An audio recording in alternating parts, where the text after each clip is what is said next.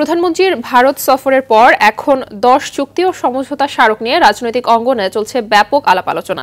চুক্তি ও সমঝোতা দুই দেশের পারস্পরিক স্বার্থের জায়গা ঠিক রেখেই সম্পন্ন হয়েছে বলে মত আন্তর্জাতিক সম্পর্ক বিশেষজ্ঞদের। তবে তিস্তা নদী সংরক্ষণ ও ব্যবস্থাপনায় ভারতের সাথে যৌথভাবে কাজ করার সিদ্ধান্ত প্রধানমন্ত্রীর আসন্ন বেইজিং সফরে প্রভাব ফেলবে বলে শঙ্কা করছেন কূটনীতিকরা। শাকিলা করিমের রিপোর্টে বিস্তারিত।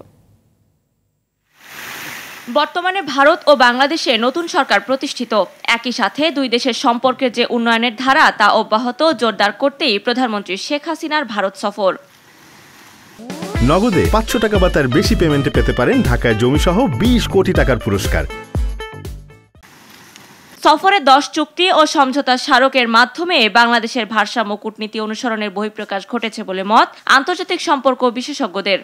সবই মিউচুয়াল ইন্টারেস্টে, কোনোটার মধ্যে এরকম কোনো চুক্তি নাই যেটা এক পক্ষের জন্য ভারী আরেক পক্ষের জন্য ভারী না।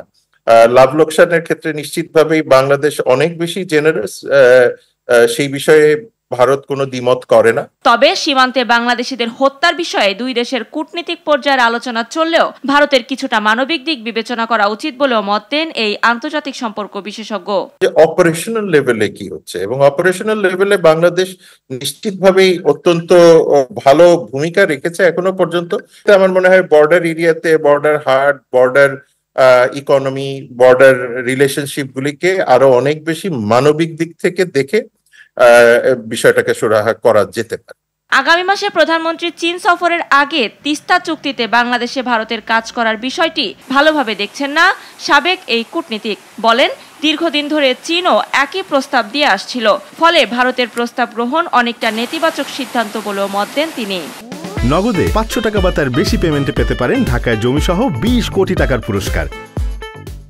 100 কোটি ডলার করেছিল। এটা তো পুরান চাইনিজ প্রস্তাবটা আমরা তখন গ্রহণ করি নাই, কারণ আমরা আশা করছিলাম যে ইন্ডিয়ার সঙ্গে তিস্তা চুক্তি হবে। চাইনিজ প্রস্তাবটা যদি ইন্ডিয়ানরা নিয়ে এটা করে, তারপরে যদি আমাদের প্রধানমন্ত্রী শেখ হাসিনা চায়নাতে যায়, তো এটা একটা বাচ্চাও বুঝতে পারে এটার এফেক্টটা, ডিপ্লোম্যাটিক এফেক্ট।